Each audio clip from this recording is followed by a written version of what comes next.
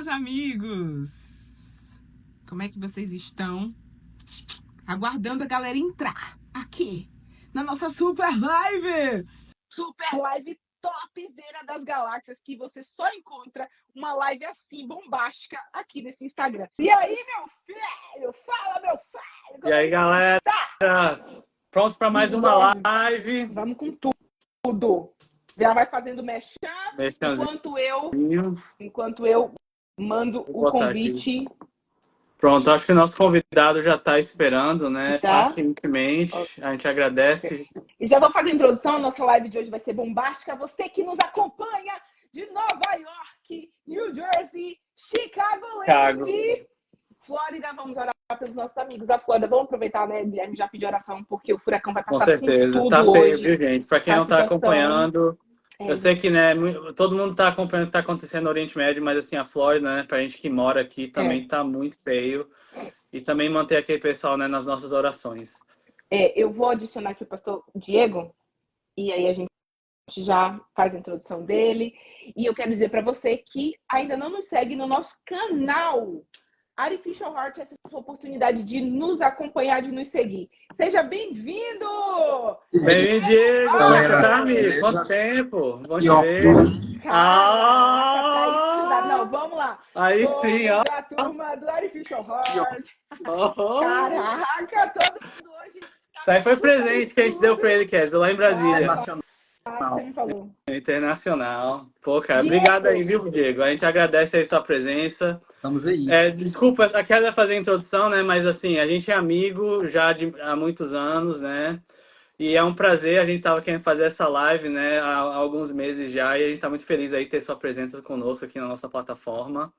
A Kézia, né, Diego, o esposo dela, ele é muito amigo meu, e ele falou para mim, a minha esposa tem um podcast, vocês querem fazer, né? Aí a gente criou isso aqui, né, e a gente expandiu nessa marca, o Artificial Hearts, que hoje, né, tem sede em Nova York, na região, né, metropolitana de Nova York, New Jersey, Chicago, né, e Brasil também, né? Agora eu vou deixar a Kézia, né, fazer aí a introdução e a gente já pode começar. Fala, meu amigo, seja muito bem-vindo diretamente de Chicagoland, aqui para vocês, essa galera de Chicago, seja bem-vinda aqui, um beijo, um abraço para vocês, galera de Nova York também. A gente é bem empolgado aqui, mas não significa que não estejamos preocupados com os nossos amigos que moram na Flórida, que estão passando por uma situação assim muito aflita por conta desse furacão que está vindo. E já começou, na verdade, mas a gente está em oração para que Deus proteja todos eles. Já teve ordem de evacuar uma cidade inteira, assim, praticamente todo mundo já evacuou. Tá uma situação assim bem catastrófica. Na verdade, as informações chegam no Brasil, mas aqui é muito pior do que acho que a galera no Brasil ameniza para não criar meio que pânico com os parentes do pessoal que mora aqui, né? Mas a gente coloca já nossas orações para as pessoas que estão passando por essa situação difícil lá na Flórida. Mas seja bem-vindo ao nosso podcast, pastor. Para a gente é um privilégio. É um prazerzão. A gente aqui conversa sobre um pouco de tudo. Esse podcast já existe há alguns anos, né? Antes era só podcast. E aí a gente juntou as marcas, né? O Guilherme me convidou para esse incrível projeto, o Artificial Heart, que é um projeto assim, que está impactando as novas gerações, porque ele traz um cunho de resgate de valores, né? A gente está percebendo que as pessoas estão muito desorientadas, sem saber que rumo seguir.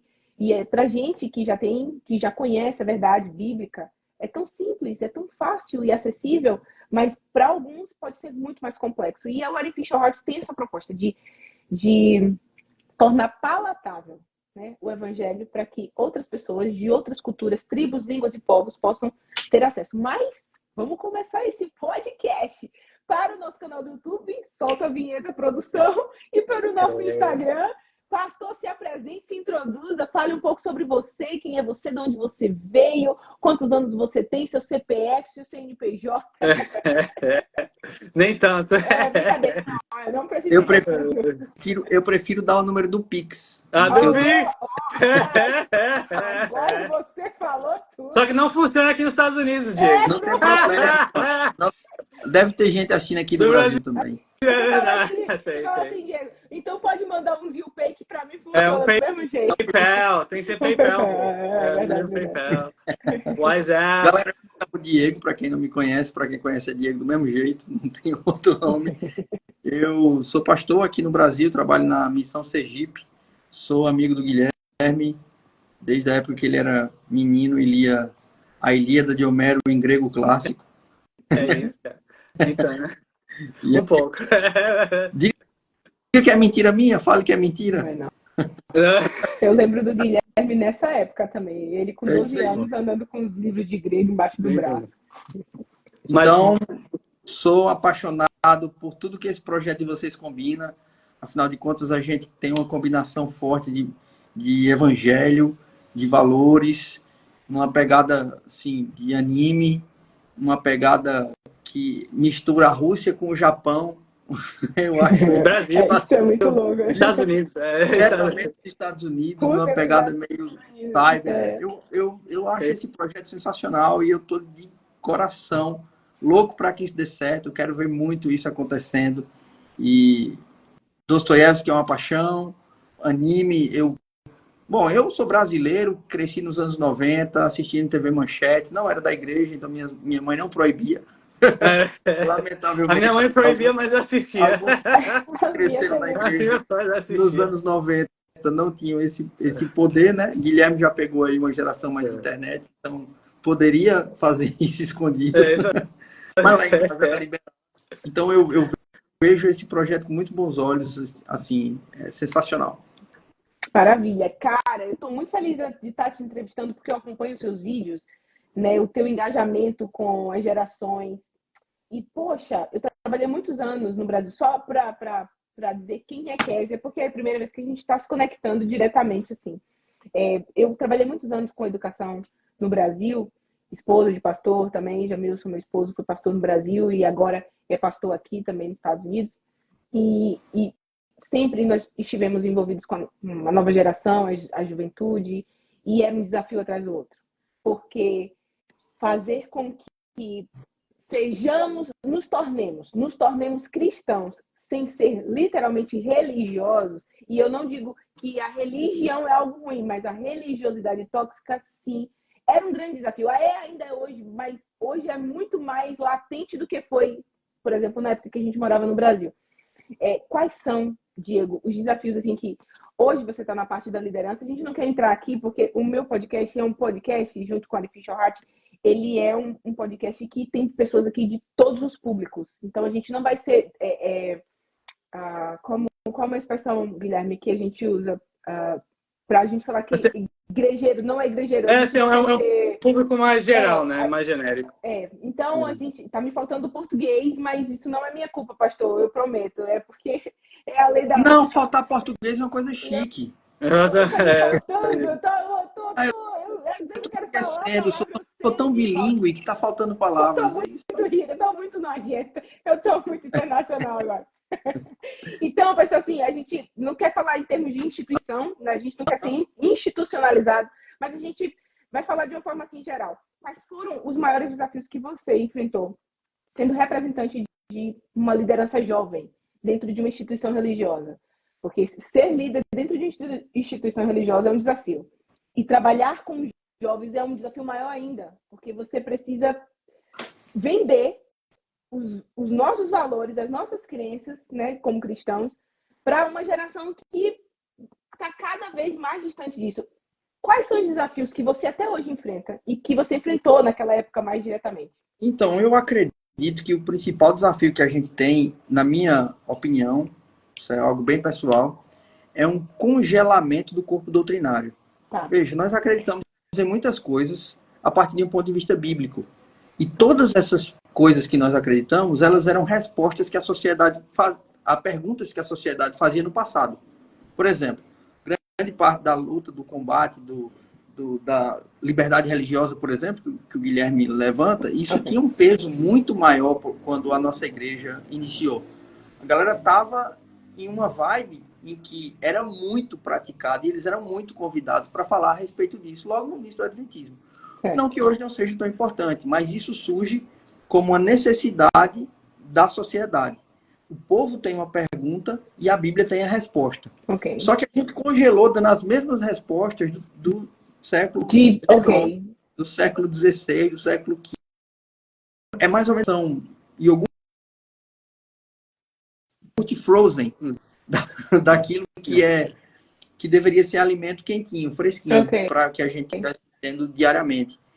E eu acho que você levar, por exemplo, hoje nós temos dilemas levantados por uma cultura que é afetada por uma agenda woke, que tem respostas fundamentais. A Bíblia responde doutrinariamente, a Bíblia tem pontos de toque que são sagrados e que podem nos ajudar a nos conectar com isso, mas a gente não está interessado em falar sobre isso. Para nós, a gente meio que coça onde nós estamos passando. Fizeram muito sentido do século XX ou nas gerações passadas, e a gente não está atento a pegar a agenda de hoje, a ouvir o que o mundo está falando hoje e responder através do Espírito. Eu acho que essa é a maior dificuldade. E quando a gente consegue fazer isso, a gente é meio tá no oceano azul, entende? É lobo solitário. Entendo sim. Eu acho que é exatamente isso, porque eu acho que eu e o Guilherme, a gente vem de gerações muito próximas, é extremamente, assim, você foi muito pertinente no teu ponto de vista, porque é exatamente essa sensação que eu tenho, de que a gente tem todas as respostas, não que tenhamos todas as respostas para as indagações humanas, mas a gente tem as verdades bíblicas, né, para quem crê na Bíblia, em mãos. Só que a gente não tornou isso palatável para as pessoas. Então, tá dando um conteúdo que é muito bom, que responde às indagações das pessoas, só que trazendo numa roupagem muito tradicional, muito conservadora, que não comunica para as novas gerações e as que virão. O que você acha sobre isso, Guilherme? Não, eu acho assim que esse eu acho que é meio que a charada, né? Tipo, você tá dando remédio para a doença errada, né? E o remédio que era para você dar para a doença correta, você tá esquecendo, né? Não deixa de ser remédio, ainda ser remédio, o remédio é o remédio, né? Não deixa de ser remédio. Mas assim, a pessoa não tá precisando daquilo naquele momento, naquela hora. Ela precisa daquilo, né? Sim. Eventualmente. E aí eu também, né, cara? Eu acho assim, tanto que esse projeto surgiu como isso, né? Assim, eu tava estudando na Yale, que é o epicentro, né? É o Vaticano da cultura woke. E você vê, né, cara, assim, as pessoas, a vida delas são acho que perderam meio que o básico, né, cara? O senso, assim, de algo divino, de Deus. As coisas que pra gente, né, que talvez, assim, é religioso, não pode... não é algo, assim, novo, né? Mas, assim, você vê, assim, a galera jovem, né, se radicalizando.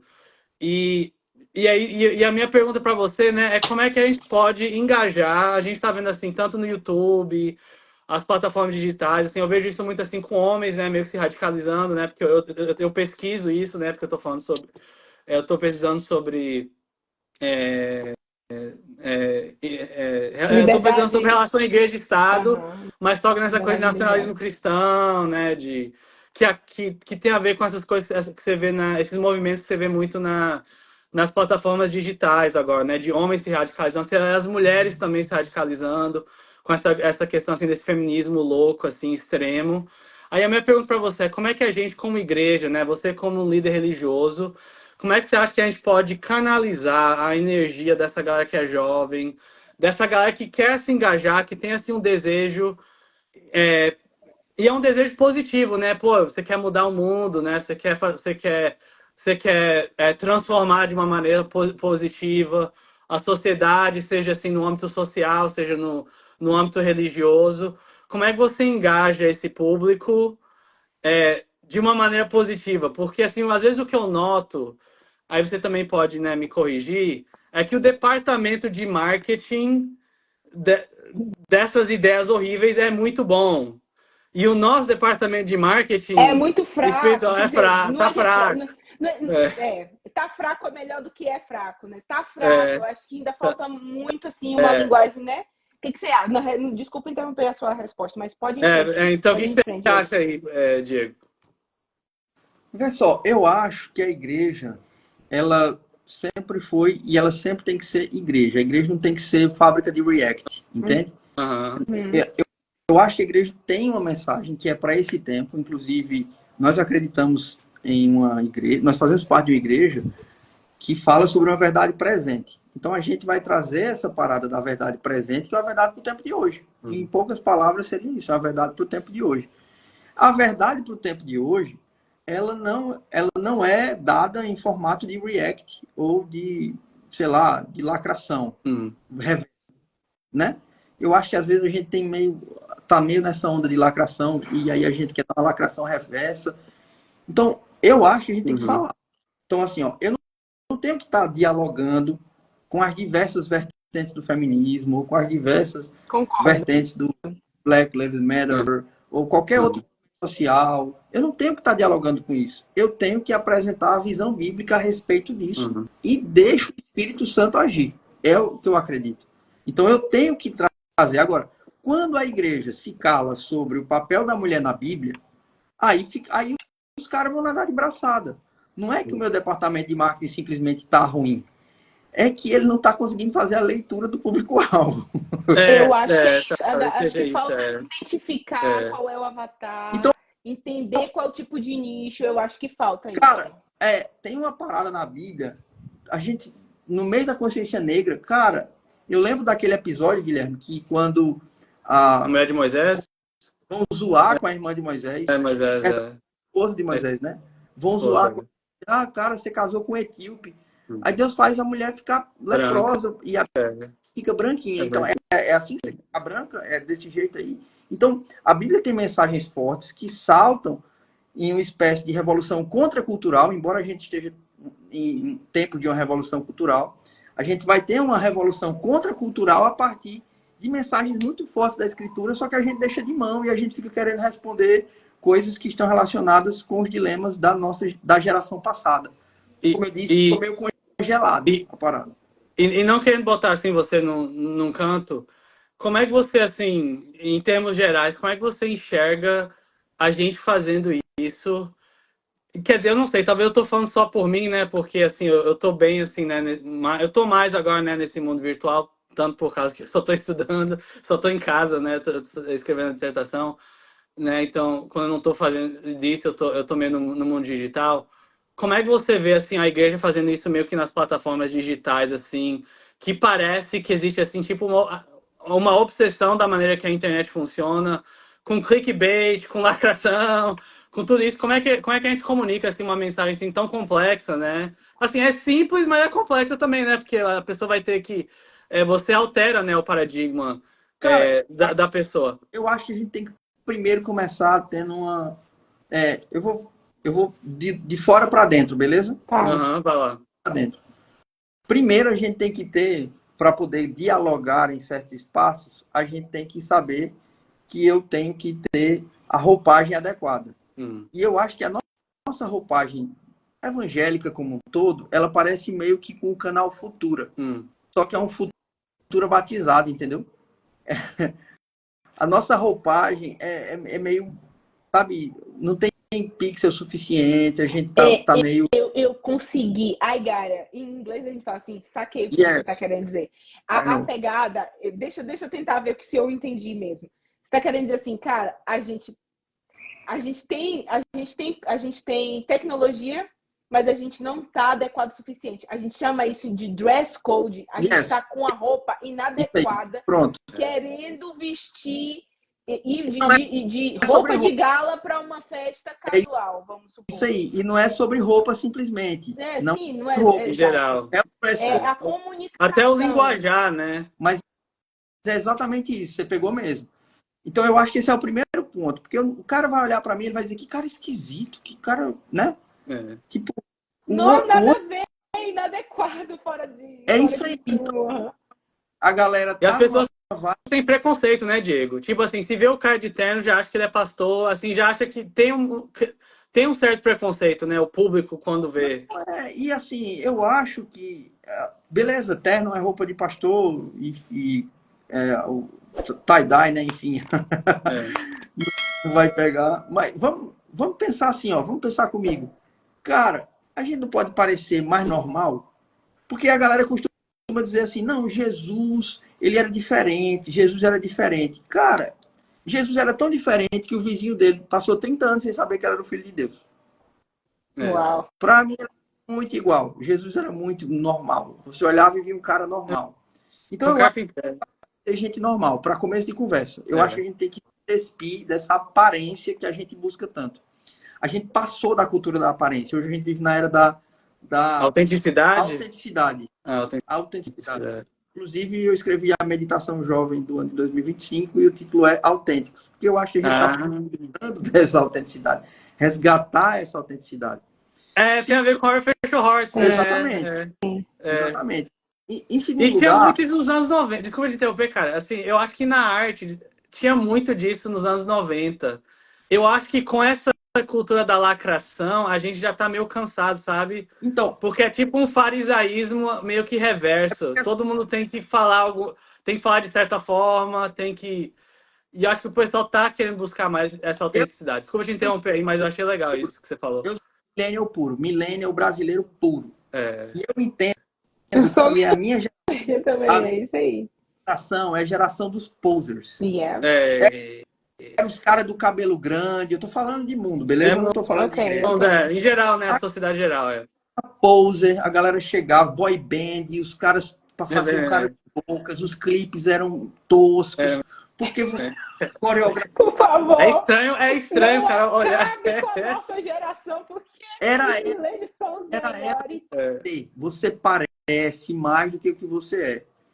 E aí a gente tá passando por uma revolução cultural onde isso aí tá ficando para trás, onde você tá, a galera tá rejeitando a superposição, entendeu? A galera tá a superprodução também. Cara, é super produzido, então não serve pra gente. A gente quer algo que seja o quanto mais comum possível, porque eu quero fazer o mesmo. Minimalista. Então, a gente meio que parou nos anos 90 e está querendo dialogar com essa cultura pose, onde nós somos meio que semideuses, entende? Eu sou cristão, super cristão, e eu mudo minha voz para orar, eu mudo a minha voz para pregar, eu mudo o meu sotaque. Cara, e não é assim, pô. A gente meio que tem esse sotaque global como sendo a referência, e eu sou nordestino, acho que todo mundo aqui percebe, né? Ontem foi dia do orgulho nordestino, e por muito tempo nós meio caricato na TV. Por quê? Porque havia uma sobreposição de classe, uma sobreposição onde a nossa cultura era inferiorizada. Só que hoje em dia tem espaço para absolutamente tudo. Absolutamente tudo.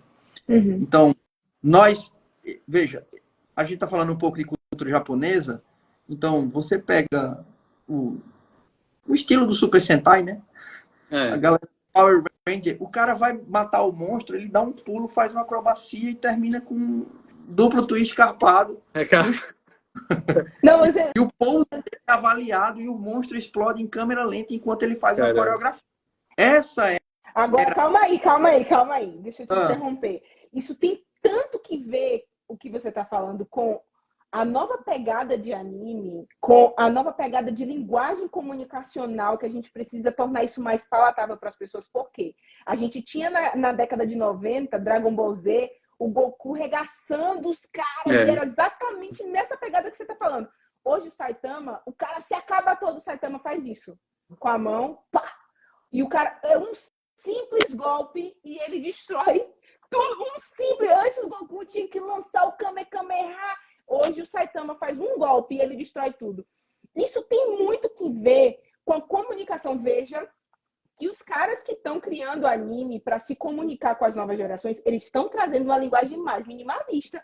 Não que a década de 90, os milênios e tal, não tem algum impacto, né, na nova geração. Mas olha o que você está falando. Você está falando assim, cara, antigamente fazia-se os animes e era a câmera lenta. Hoje, até a forma de criar o anime, ele precisa ser mais simples, porque a mentalidade da nova geração a superioridade era um valor social. Eu não quero entrar no mérito do desenho. A superioridade era um valor social. Hoje, você vê a crítica, por exemplo, eu não estou incentivando ninguém a assistir, beleza? Quero deixar muito claro isso, mas quando você vai entender o roteiro do pós-vida do Naruto, você vê um cara que fracassou e que está ali gerando um boruto depressivo, uma parada muito, sabe? Tem sentimentos que vão acima da conquista. E a minha geração é uma geração de conquistas. Então a igreja chegava, o evangélico chegava para aquela geração, eu estou falando de Zeitgeist, estou falando do espírito da época. O espírito da época era: nós somos superiores, junte-se a nós porque nós somos melhores. Hoje, as pessoas não suportam mais os superiores. Elas não têm mais espaço para isso. Embora a gente esteja vendo no ambiente político uma reação dos reacionários. A gente quer uma nova cultura. A autoridade, Mas quando se fala de público-alvo, de nova geração, veja, essa galera não figura entre os queridinhos deles, né? Você não vai dizer que a nova geração está amando os reacionários. Enfim, agora, e os jovens, Diego? Tu acha... É porque aqui nos Estados Unidos, desculpa te interromper, é que aqui, cara, assim, as estatísticas mostram que está dividido. Seu áudio ficou ruim, Guilherme. Melhorou, né? Melhorou. Não, eu falei, desculpa, cortou aqui. As estatísticas mostram nos jovens, né? Diz que os meninos estão cada vez mais indo mais assim na vertente reacionária. As meninas estão cada vez mais indo pro woke, o anarquismo. Tá muito dividido, cara. Aí a minha pergunta é: como é que você fala, né, desses conceitos, né? Tipo assim, autoridade, de uma maneira positiva. Eu acho. O amor. Real. Eu acho. Essa galera, né? Que a gente tá tendo uma divisão, né?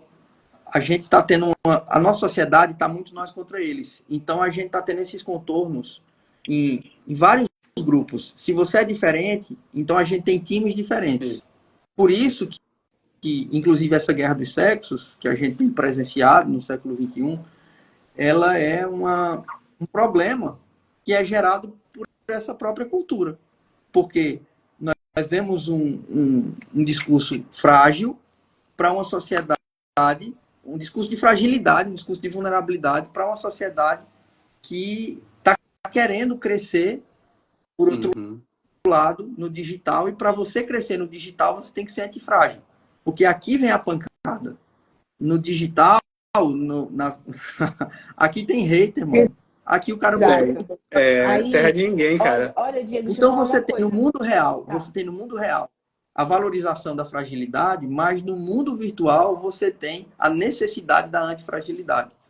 E isso acaba sendo meio paradoxal para essa geração. É a maneira que eu enxergo as coisas. Pode ser que eu esteja muito enganado. Cara, você está sendo muito profundo na sua linha de raciocínio, porque aqui a gente entrevista muitas pessoas de diversas culturas, japoneses, americanos, de diversas culturas, religiões, credos, países. Mas o teu nível de profundidade está muito, muito de acordo com o que a gente vem dialogando aqui. E a nossa proposta é justamente essa. É como transformar... tem um pastor aqui, poxa, eu até perdi aqui o que ele escreveu. Ele está escrevendo várias vezes. Ele escreve assim: como é que a gente consegue comunicar para as próximas gerações? A minha área de pesquisa é justamente sobre evolução comunicacional dentro das gerações, né? Eu ainda estou desenvolvendo agora uma pesquisa sobre o comportamento da geração alfa. E, cara, pensa numa coisa, Diego, que você falou que eu achei extremamente profunda, é a antifragilidade. Só que, assim, no mundo real, de acordo com as pesquisas que a gente vem desenvolvendo e fazendo, a minha pesquisa é mais qualificante, eu vou a campo, pesquisar, investigar e tal. Então, um dos pontos muito relevantes que você falou sobre a antifragilidade é que no mundo real, a gente encontra pessoas resilientes. E aí você consegue passar em todas as esferas sociais sendo resiliente, está tudo ok. O seu mindset não se sobrepõe, você não se abala tanto, você é resiliente, está tudo ok, funciona. Só que a resiliência não funciona na mídia social. Porque você falou um ponto que é crucial, você falou assim, na mídia social você tem hater, aqui é terra de sem lei, aqui é terra de ninguém. Aqui tem milícia digital que faz o cara ganhar ou perder uma eleição, sabe? Tem milhares de... Quem vai fazer o controle sobre isso? Então, a gente ainda está vendo a política, a religião, ainda tendo que dialogar, tentando entender como isso tudo funciona, porque também as pessoas que estão liderando todos esses sistemas aqui fora da mídia social, eles não acompanharam, de repente, essa evolução que foi surgindo dentro da mídia social, tá? Então, a gente se depara com... A gente precisa ser aqui fora resiliente, mas dentro da mídia social a gente precisa ser antifrágil. Como desenvolver essa fragilidade? Se o próximo passo depois da resiliência é a antifragilidade. E às vezes a gente não tem psicológico para isso, às vezes as pessoas não estão preparadas para isso. A gente acabou de passar por uma pandemia. Como você lida com isso, Diego? O que é que você orienta tanto os seus liderados como os jovens a lidar com esse boom de emoções que eles passam? Então, eu acho que a gente está vivendo uma geração que o povo faz esse negócio de nativo digital e blá, blá, blá, e etc. Eu não curto muito essas paradas, não. Eu sou meio simples, mas eu acho que a gente é meio anfíbio hoje em dia. Nós temos uma vida dupla. O próprio termo anfíbio significa isso, né? Uma vida dupla, porque a parte da vida você está na água, a parte da vida você está na terra. O sapinho, ele vai se dar bem nadando e ele vai se dar muito bem também na terra. Eu acho que a gente está meio sapo hoje em dia. E digamos que a mais líquida é a rede social, é o ambiente virtual. O ambiente virtual é muito mais líquido. E aí a gente chega nesse mundo sólido e, assim, tipo, um sapo nada bem, mas não sei se já perceberam que ele não se desloca tão bem na terra. Uhum. Ele não é um grande corredor, ele não é um grande ícone da velocidade, por exemplo. Eu acho que a gente está meio grosso, sabe, na terra. Eu acho que a gente não está sabendo lidar com essa vida dupla. E aí, por causa disso... Por causa da vida digital, Diego, você acha ou não? Não, eu acho que é a vida dupla, não é por causa da vida digital, é por causa da vida dupla mesmo. Situação, tá. Entendi. Vida dupla que leva, porque aqui eu tenho que chegar sorrindo. Ninguém... Cara, eu não vou filmar meu... Assim, a galera até filma, mas filma... São emoções tão artificiais, né? São emoções tão artificiais. Tanto o sorriso quanto a lágrima filmada aqui são artificiais, ou pelo menos a intenção é artificial. Eu acho que é muito mais do que simplesmente uma linguagem. Eu estava falando, e comecei a falar da roupagem e não consegui chegar lá dentro, quando eu falei da nossa pixelagem, né? Okay. Mas é assim, ó, na minha cabeça, que, de novo, eu digo, eu não sou especialista em absolutamente nada. Na minha terra, a gente chama de pitaqueiro. Eu só estou dando pitaco. No meu pitaco, o mundo ele está meio que de ressaca. O mundo está meio ressacado. E na ressaca você fica meio com raiva, né? Você fica meio sem paciência, sem tolerância. E você está vivendo num mundo onde parece que estava todo mundo embriagado com alguma coisa e passou essa embriaguez. E a galera está ressacada. E eu acho que essa ressaca, ela vem da Idade Média para cá. Porque assim, o homem está buscando, ele se libertou das amarras da igreja, ele se libertou de Deus, ele se libertou da religião, e ele foi para os braços de novos amantes, e agora, não, a gente tem que resolver a nossa vida, e vamos sair desse bendito fideísmo, e agora nós encontramos ele, que promete ser a cura para todas as coisas, o racionalismo. Uau, nós amamos o racionalismo. E aí, você tem essa decepção, e talvez a era do sentimentalismo que a gente vive hoje, ela seja produto... Eu concordo com o Huckmacher, eu não sei se vocês já leram alguma coisa dele, mas o Huckmacher, para mim, ele é muito... Cara, o Huckmacher, no livro Arte Moderna e a Morte de uma Cultura, ele vem dizendo que... Ele vai dizer que o romantismo é a escola literária que abre as portas para ser um react, eu estou usando minhas palavras claras, do racionalismo. E aí certo, você está falando do sentimentalismo, né? Do romantismo. Porque agora o romantismo... Tu vai aí eu posso ser tudo, né? Eu me sinto um peixe, eu posso ser um peixe, eu me sinto... 3 etapas ali, e eu estou dizendo... Por que eu estou falando de literatura aqui agora? Porque daqui a pouco eu vou ter que entrar na lógica do Artificial Hearts. Então, antes do realismo russo, do Dostoiévski, a gente tem um mundo que está embriagado com o sentimento. Então você tem a primeira geração romântica, com heróis nacionais, você vai ter o Gonçalves Dias aqui, e ele vai dizer que o índio é a coisa mais linda do mundo. Na Europa, o Cavaleiro vai dizer... Cara... Vitor Hugo, né? Achando... Eu gosto de Vitor Hugo, mas é verdade. Terceira geração romântica, tu já tem Lord Byron, que já quis se matar, né? Ele já quis se matar no mal do século. Não, que a vida não presta. Faz heroísmo para a depressão. E da depressão aí tu vai para a geração condoreira, Hugoana, Vitor Hugo, né? Os Vitor. Miseráveis. E a gente precisa viver uma vida como um condor, uma vida altaneira. Assim, em tão pouco tempo, a gente não tem em outra vertente literária, na minha opinião, um fluxo que mude tão rápido. Tá. E aí vem o povo que agora se decepciona total com o romantismo e vamos chutar o pau e vamos ser realistas. E vem Flaubert, ou Flaubert, meu francês, perdoa o meu português. Então o Flaubert vem e vai fazer a história de quem? De Madame Bovary. Mano, pelo amor de Deus, o cara vai fazer um realismo que é sujo, um realismo que é revoltado com a burguesia, um realismo que é, vamos detalhar os pecados dos burgueses e vamos tentar nos livrar desse estilo de vida. E aí você vai ver, por exemplo, que onde há ausência de religião, o realismo se torna uma ferramenta do secularismo. Isso na Alemanha, você vai ver isso muito fortemente. Na França. Na França, né? Com aquele Emile Zola. No Brasil. O Zola já vai pegar o naturalismo e vai começar a fazer aquela desgraça. É o naturalismo, Mas darwinismo. Vai para a Rússia e aí você encontra um povo ortodoxo. E aí vem Dostoiévski, vem Tolstói, vem essa galera que está dizendo assim, cara, vamos refletir sobre ética, vamos refletir sobre moral, vamos refletir sobre as profundezas da alma humana. Já que é para ser realista, vamos fazer um realismo psicológico.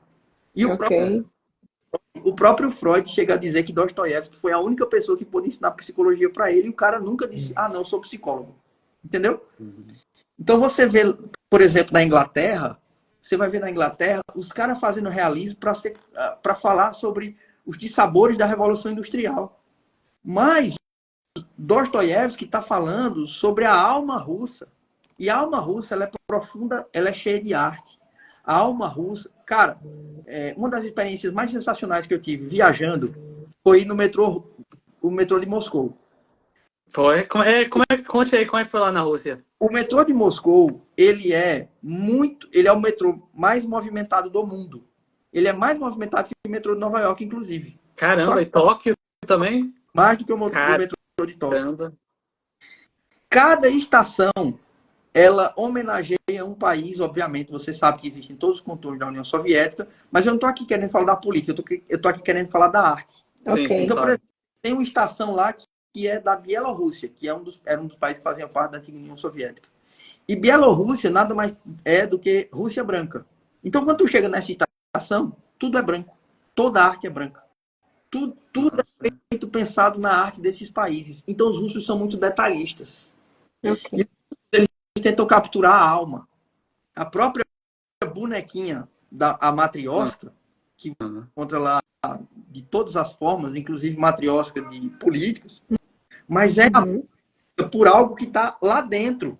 Porque a bonequinha que é a essência da alma é a pequenininha. Você vai tirando, estão ligados, né? A matrioska, você abre... Sim, a bonequinha. Sim, aquelas bonequinhas que vai tendo até... É essa aqui que está no mais interior, na camada mais interior, que é a vida real. É essa daqui que é a nossa esperança, é a nossa expectativa. Então, Dostoiévski pede para a gente olhar para a alma humana. E dentro de... Eu não lembro se foi... Quem foi que foi? Albert Camus, que disse que Dostoiévski nos entrega mais do que um romance. Ele nos entrega um martírio.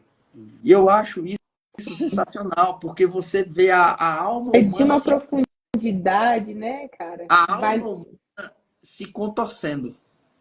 E nisso que a alma humana se contorce, nisso que ela padece em espasmos, é aí que você encontra o significado do sofrimento. Eu acho que todos os realistas, eles falharam em ser realistas de verdade. Ao contrário dos realistas russos. E da proposta do Artificial Hearts. Por quê? Porque os caras conseguiram interpretar o mundo interno. Quando você vai na Rússia, você vê a arte deles é bem diferente da nossa. Eu acho isso muito massa. A arte deles é uma arte mais parnasiana, é uma arte mais mais bucólica, é uma arte que tem esse lado campestre também. Mas, ao mesmo tempo, é uma arte muito bem definida. As formas geométricas são muito bem definidas. Tem muita quina, tem muito círculo, tem muito triângulo. Por quê? Porque os caras têm definições. Quando você vem para a nossa realidade aqui ocidental, a gente está saindo dos prédios mais quadrados, do quadrado, para ir para algo mais curvo, algo... Na própria arte, a gente está entregando que a gente não se define. E quando a gente perde nossas definições, a gente perde nossos limites. Porque as definições, elas são, de certa forma, limites.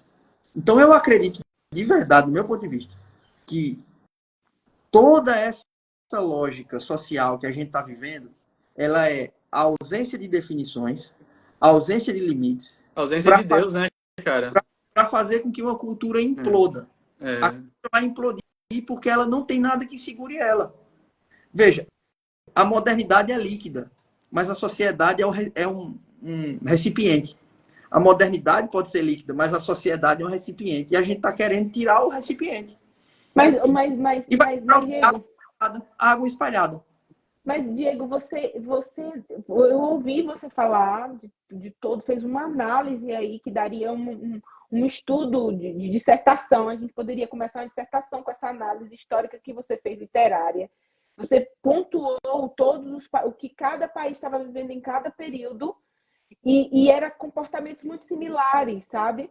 E Dostoiévski, ele vem com essa adaga e ele fala assim, vamos rasgar, tirar essa máscara, tirar esses filtros que a gente carrega sociais e vamos tentar enxergar o eu, o yourself, olhar para dentro de você e enxergar quais são os vazios, as lacunas e como elas podem ser preenchidas. Eu acho e penso que durante todo o período de história a gente vai se deparar com o homem em busca dessas respostas e hoje não é diferente. Só que hoje a gente tem a tecnologia que ampara tudo que eles estavam dialogando lá atrás. Porque o que a gente faz hoje é apenas um reflexo do que eles viveram lá atrás. Observe, o que a gente vê hoje na mídia social, nas redes sociais em geral? As pessoas estão vendendo uma fake imagem delas mesmas, sabe? Elas se endividam, elas compram carros milionários, mansões milionárias, elas não têm aquela vida feliz e incrível que elas vendem, mas elas acreditam que se vender essa vida com filtros, elas vão adquirir mais contratos, mais dinheiro e automaticamente virar o sucesso. E, na verdade, todo esse ciclo é em busca de preenchimento desses vazios e a falta de diálogo, a falta do olhar para dentro. Então, você não percebe, com a tua fala eu pude perceber que o Dostoiévski, ele resgata, ele traz isso, ele convida a humanidade, diz assim, cara, se a gente parar de viver uma vida sem filtros e começar a olhar para nós mesmos, a gente vai começar a curar as nossas próprias inquietações. É isso sabe? mesmo. O que não é? Eu achei a sua análise fenomenal. Eu tô vendo, Guilherme, que você tá aí meio inquieto, você tá querendo trazer algum ponto, fala aí pra gente. Não, eu estava pensando, Diego, me lembrou muito daquela fala, né, de Blaise Pascal, que eu acho que no coração de cada um de nós existe assim um buraco infinito que só pode ser preenchido com um objeto infinito, né, que é Cristo, né? Uau, isso E aqui vai dar um acho que a corte, gente vê muito calma, isso, talvez. calma, Guilherme, calma. Respira aí que isso aí vai dar um corte fenomenal. Não fui eu que falei, Continua, né? continua. Foi ele. Sim, Mas eu acho que sim. ele entendia isso, né? Ellen White também fala, né? Que tem um bálsamo humano que nenhum bálsamo pode preencher, né? E eu vejo muito isso, né? Eu acho que assim, nós, né? Porque nós também somos humanos. E eu vejo muito assim, talvez a juventude, né? Que tá meio querendo se engajar com. É uma forma, né? A política é uma forma de você preencher esse vazio, né? O sexo é uma forma de você preencher esse vazio. O dinheiro, o poder são formas de você preencher esse vazio. Mas eles não vão. Essas coisas, e por mais boas que possam até ser, elas não vão preencher, porque são coisas finitas, né? E temporais. A gente cai, Guilherme, essa tua fala me faz lembrar de Foucault, quando ele diz assim que se a gente não quebrar os paradigmas, a gente cai no looping infinito de falta de essência, né? E aí, se você for analisar agora, os livros estão escrevendo muito sobre o essencialismo, né? sobre como a gente pode se preencher. Aí uns trazem uma técnica, comece a acordar de manhã cedo para você poder ter uma vida de sucesso. Outro diz assim, não, você precisa ligar a tecla do F para... Não quero falar a palavra, mas você tem que ligar a tecla do F para você poder viver uma vida extraordinária. E, na verdade, isso é um looping para tentar responder. A gente está dentro de um loop, assim, ó, que a gente não consegue sair dele. Na verdade, não é que a gente não consegue sair dele. Muitos já conseguem enxergar fora dessa bolha, porque a gente conhece algumas verdades que são, sabe, são atemporais, como as verdades bíblicas. Elas vão permanecer além do tempo. Mas eu vejo que o ser humano ele fica dentro desse loop infinito, assim, ele não consegue sair disso e ele cai num paradigma, sai de um paradigma e entra no outro. E aí, Diego, como você acredita, que o Guilherme já te deu um spoiler mais ou menos do que é o projeto Artificial Heart? O que você acredita, como você acredita que nós, que somos representantes dessa brand, a gente consegue se posicionar para trazer essas verdades e tirar essas pessoas que estão nesse loop de indefinições humanas e tentar resgatar essas almas? Eu não tenho esse poder, mas através desses livros, dessa cultura pop, tentar trazer um pouco de Cristo, sabe? Para preencher essas lacunas. O que você tem a me dizer sobre isso? Então, na minha cabeça, o projeto do Artificial Hearts, ele se encaixa para tapar uma necessidade de diálogo. O que acontece?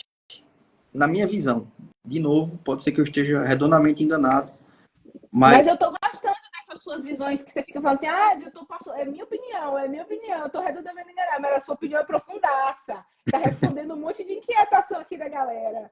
Então, na minha cabeça, a igreja precisa buscar um ambiente de diálogo. E por muito tempo a gente teve um palanque. Um palanque de onde a gente vocifera a nossa liturgia e o nosso sistema de crenças. Eu acredito que hoje a gente tem que sentar na mesa, mais do que subir no palanque. E sentar na mesa para dialogar com a galera do planeta Terra, para poder conversar com eles, porque a gente não quer conversar. O cara abre, você quer me ouvir? Aí traga uma caixa de som, um microfone, falarei agora para você sobre um sistema de doutrinas e no final vou terminar com um apelo. Cara, não tem diálogo. E eu acho que é um mundo que não suporta esse tipo de convencimento. Como eu disse, a gente já saiu dessa era. Essa era já foi necessária, a gente já viveu isso, já passamos por isso. Top. Foi-se esse tempo. Agora a gente precisa dialogar, a gente precisa conversar, a gente precisa aprender, a gente precisa ouvir, a gente precisa falar sobre coisas que não nos interessam, porque o evangelho não interessa aos perdidos. Vamos ser francos? O evangelho não interessa aos perdidos. A gente... É coisa de marketing, né? Você tem que atingir a necessidade da pessoa primeiro, né? Isso aí, a gente tem que tornar interessante, a gente tem que tornar essa parada interessante, e só vai por ponto em comum. Então eu acho que Jesus fez isso, sabe? O século XXI, ele tem muito a ver com o século I. O século XXI tem muito a ver com o século I, porque Jesus utilizou storytelling para poder cativar a sua audiência. Jesus tinha paradas que dialogavam com a cultura da época. Jesus utilizou a notícia. Você lembra daquela torre que caiu lá em Siloé? Veja bem. Aí ele pega a notícia do G1 da época dele para poder falar para a galera. Ele vai utilizar a parábola do Rico e Lázaro, que é uma versão que a gente imagina de um conto egípcio da parábola de Bar Manhã, ou da novela de Bar Manhã, que os judeus já internalizaram na sua cultura oral, na tradição oral. E Jesus vai pegar um elemento que é herético, porque a visão deles era uma visão herética nessa parábola, para ensinar a verdade sobre o reino. Eu acho que a gente tem que parar de ser tão intolerante. E eu não estou falando... Quando eu falo de parar de ser tão intolerante, eu não estou querendo evocar a cultura woke aqui. Eu estou querendo dizer assim, cara, conversa com o cara, tenta fazer um ponto de contato, tenta ouvir o mundo dele, porque precisa do mundo dele, precisa fazer sentido no mundo dele, senão a gente não vai alcançar o cérebro do cara. A gente quer chegar com uma mensagem ocidental, cristianizada, uma mensagem secular para povos que, cara, eu chego aqui no Brasil e eu falo assim, cara, vamos falar sobre Dostoiévski. E a galera não Dostoiévski, legal, tal. Anime. Talvez não funcione. Aí o anime. Mas eu me lembro, quando a gente em Brasília, Gui, se encontrou com a galera russa, eles gostaram. fazendo um projeto sobre Dostoiévski, a mesa parou para escutar o Guilherme. E eu só via 10 caras velhos, russo, adultos, entenda? Não estou falando de adultos, com o olho arregalado para ouvir, para ver uma visão de anime. Você está entendendo? Ó, eu estou com anime aqui, mas o anime é com Dostoiévski. É um outro ponto de contato. É por isso que eu acho que essa fluidez do projeto, ela alcança públicos distintos. Vai ter outros que vão ser afetados pelo drama, pelo enredo. Tá entendendo? Então eu acho que a proposta é justamente essa. A gente tem que incorporar a pluralidade na parada. O evangelho precisa incorporar toda a sua pluralidade. Eu não estou dizendo trazer a pluralidade para o evangelho. O evangelho já é plural. Jesus já fez do evangelho plural. O multiculturalismo, ele resgata isso, né, Diego? Ele traz essa visão do pluralismo, ele traz E eu acho que a ideia de Guilherme, quando ele propôs esse projeto era justamente a gente trazer essa roupagem mais plural mesmo, assim, não tanto não tanto igrejeira, mas trazer essa perspectiva para as pessoas. Cara, o evangelho, ele é eterno, ele é atemporal, ele não tem placa, e ele pertence a você que está aí com um vazio existencial precisando ser preenchido de alguma maneira. E o livro, ele consegue resgatar isso, porque ele mexe em todas as nossas inquietações humanas. Quando o Dostoiévski fala, né, no livro Crime e Castigo, ele traz justamente essas inquietações, sabe? Que nós somos humanos, cheios de pecados, e que foi pregado muito tempo sobre que todo pecado tem uma consequência, tem um inferno, mas tem graça por trás disso, sabe? E a gente está falando por tantos anos a gente ouviu falar tanto de crime e castigo, né?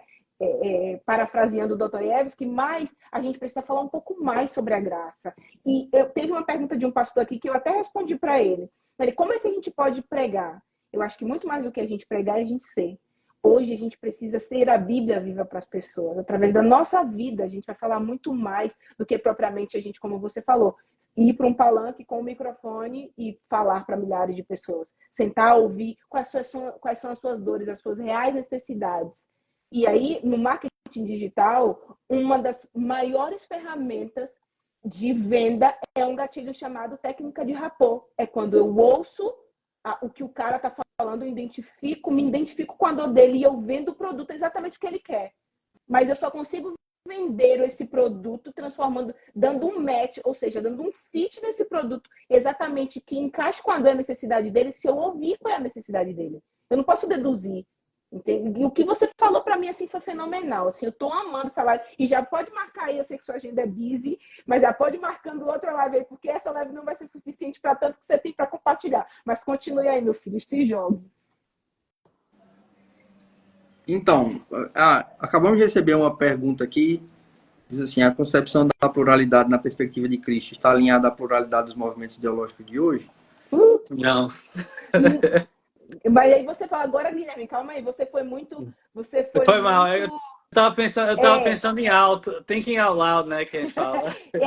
Você foi muito direto, mas as questões ideológicas não são necessariamente movimentos de esquerda, porque eu acho que essa pergunta é muito tentando trazer a questão da ideologia, das ideologias, né, de hoje, que são pregadas, e tentando trazer a questão da pluralidade. Acho que uma coisa não está necessariamente vinculada à outra. Você pode falar melhor que eu, Diego. Como é que você responderia essa pergunta? Eu que disse isso. A pluralidade do evangelho não é... Cara, eu consigo ver Jesus.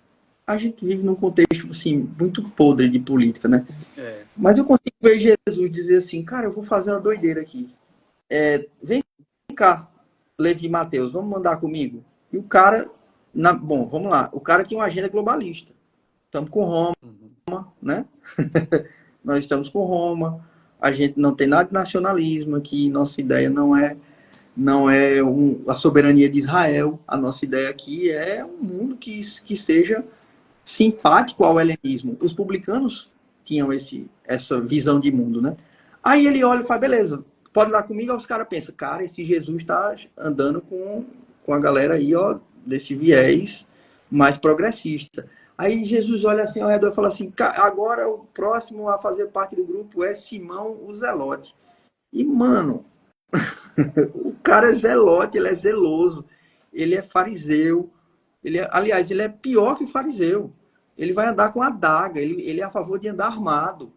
Tá entendendo? Ele é a favor do porte de arma, ele é a favor da soberania nacional, nada de globalismo, nada de agenda globalista. Agora aqui a gente tá... E Jesus disse assim, vem vocês dois e aprendam de mim, que eu sou manso e humilde de coração. Há redenção para ambos e há espaço no coração de Jesus para todo mundo.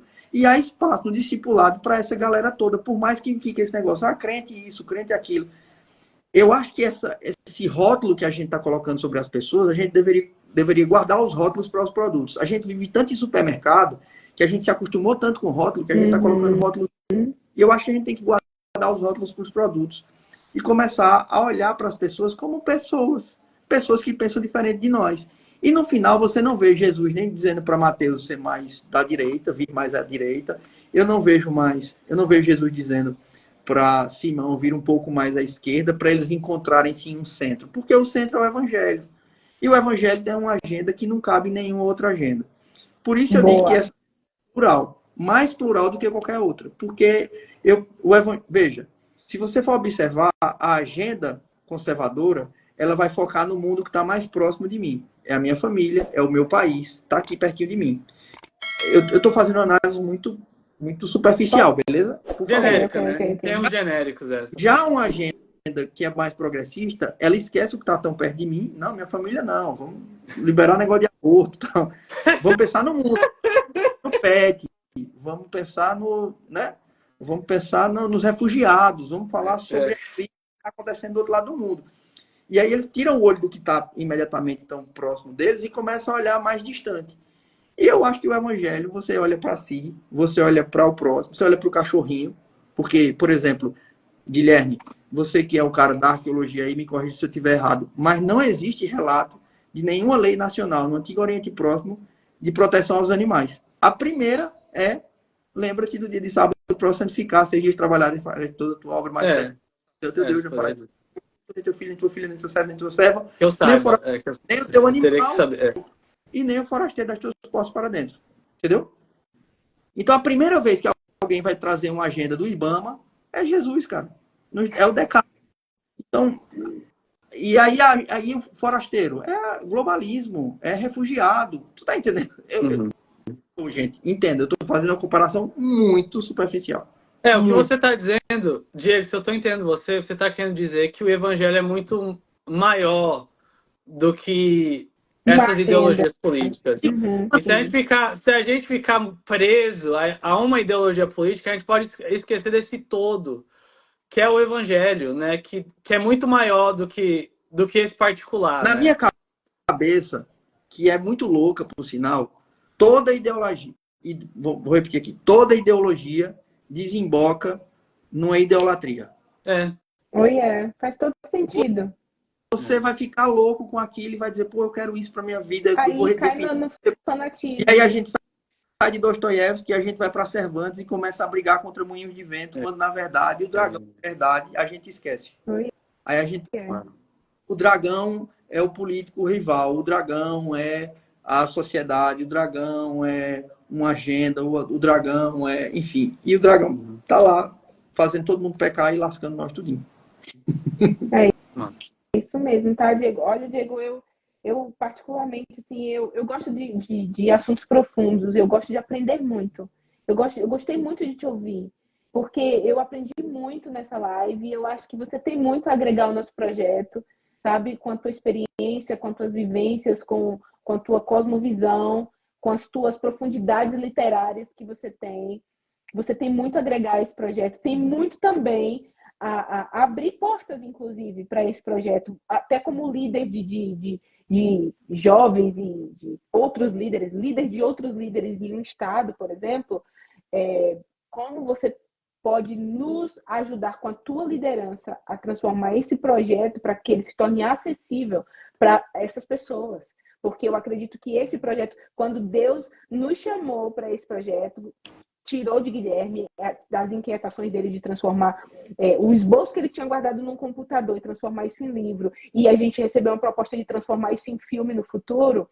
Cara, Deus colocou isso em minha mão e falou assim, vai e se conecta com pessoas, porque quem vai abrir as portas sou eu. E eu acredito que nesse diálogo que a gente está tendo aqui, eu consigo entender que você é uma dessas portas. Porque você tem uma cosmovisão e você consegue enxergar qual é o nível de profundidade aonde esse projeto pode chegar, sabe? E a gente precisa de pessoas que tenham a tua visão agregadas a esse projeto, porque ele é um projeto grandão, cara. A gente está dialogando com a galera da Netflix aqui dos Estados Unidos. A gente está dialogando com a galera da Angel Studio, sabe? A galera está interessada nesse projeto. E eu e o Guilherme somos pequenos e a gente está engatinhando ainda, começando, e a gente está usando as mídias para a gente poder fazer barulho, mas a gente precisa de líderes como você para dizer assim, ó, vamos por aqui, vou abrir essas portas aqui. Eu acredito que essa live foi muito providencial, porque a gente aprendeu muito e a gente tem muito ainda a aprender contigo, cara. Muito obrigado mesmo. Obrigado. Eu sou só um pitaqueiro. Eu gostei desse Brasil, pitaqueiro. Não, você é um pitaqueiro inteligente, cara. Você é um pitaqueiro profundaço. É. Cara, valeu pela tua participação aqui. Foi muito bom te entrevistar. Disponibiliza um outro momento, porque as nossas lives aqui no Instagram, a gente só consegue fazer lives de 1 hora aqui no Instagram. Eu sei que a tua agenda é bem apertada, mas à medida do possível, disponibiliza um outro momento para a gente poder fazer o 2.0 aqui do podcast, para a gente colocar lá no nosso canal, trazendo mais sobre as suas vivências. A gente falou muito sobre literatura, sobre as questões humanas, as ideologias e tal, mas o que a gente queria te ouvir, ouvir mais um pouco das suas experiências, sabe? E você compartilhar um pouco dos seus desafios, porque às vezes a gente olha muitos líderes religiosos assim como Superman, sabe? Aqueles caras intocáveis. A gente sabe que vocês enfrentam muitos desafios e compartilhar um pouco de como você enfrentou esses desafios e como a galera pode estar enfrentando hoje também, baseado na tua experiência. Tamo junto, gente. Vamos marcar outro momento aí. Se Deus quiser, vai dar certo.